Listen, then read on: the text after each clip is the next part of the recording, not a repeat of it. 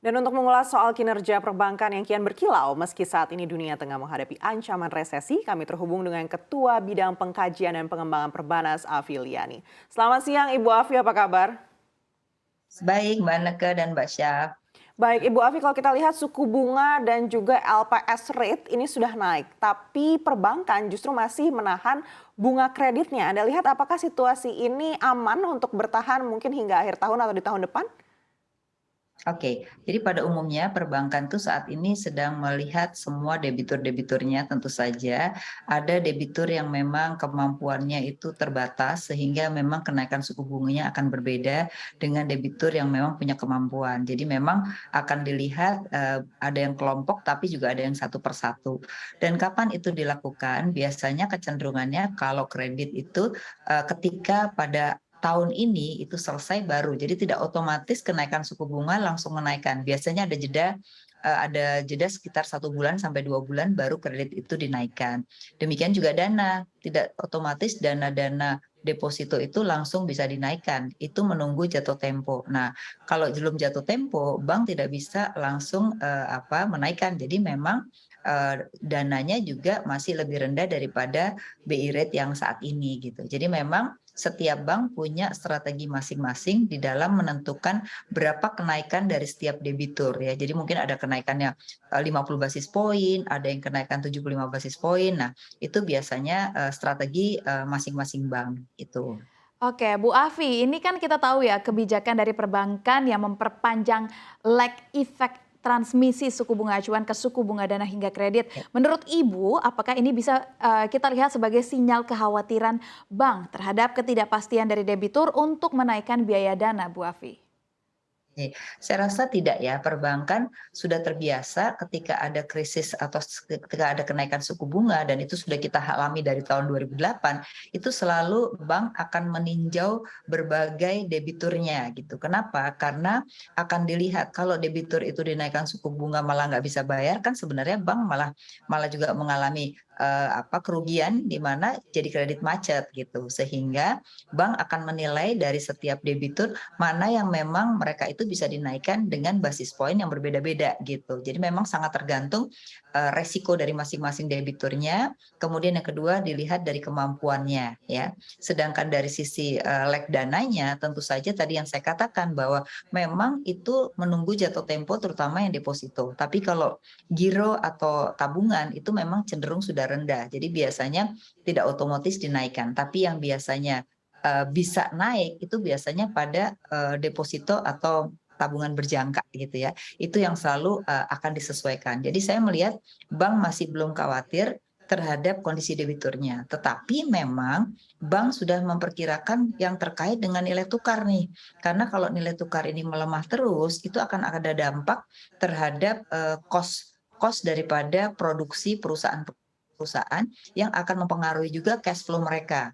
Nah, kecenderungan bisa jadi butuh lagi cash flow atau modal kerja gitu ya, atau kemungkinan perusahaan-perusahaan ini akan mencoba untuk mereduksi gitu karena harganya penuh ketidakpastian. Nah, ini yang mungkin menurut saya yang perlu diperhatikan oleh regulator ya.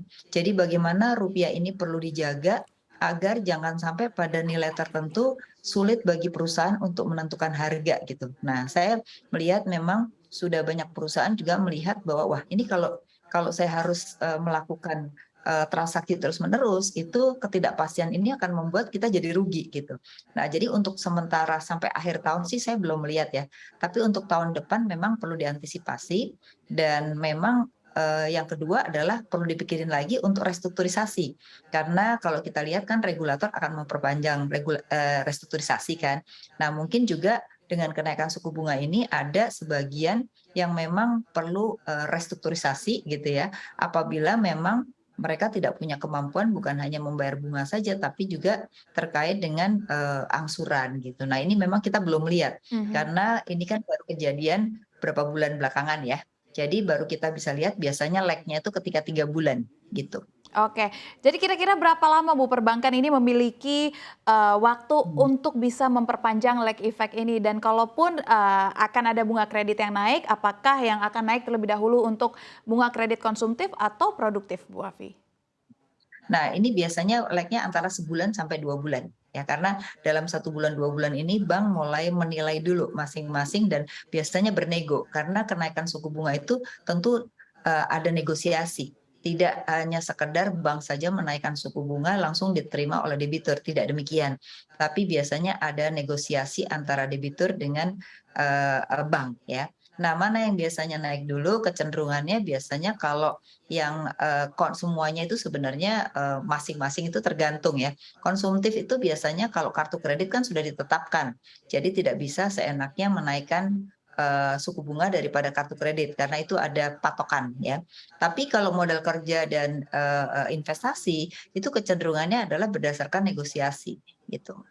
Baik, Bu Afi, kalau menurut Ibu seperti apa potensi untuk ekspansi pertumbuhan kredit hingga akhir tahun 2022 ini? Karena kalau kita lihat meskipun suku bunga acuan dinaikkan, tapi kan ini juga Bank Indonesia memberikan perpanjangan pelonggaran untuk LTV dan FTV.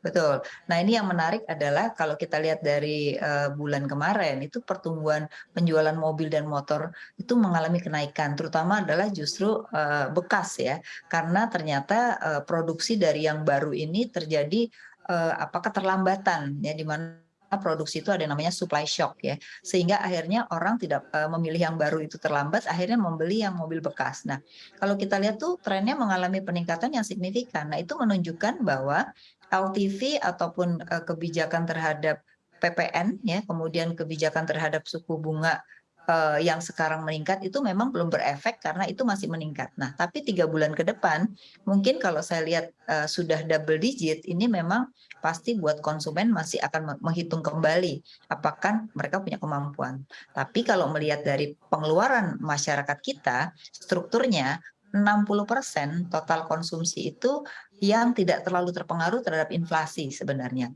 Yang pengaruh itu adalah menengah bawah plus yang miskin. Nah, ini yang kecenderungannya lebih kena dampak terhadap inflasi dan lebih kena dampak terhadap kalau kenaikan suku bunga gitu.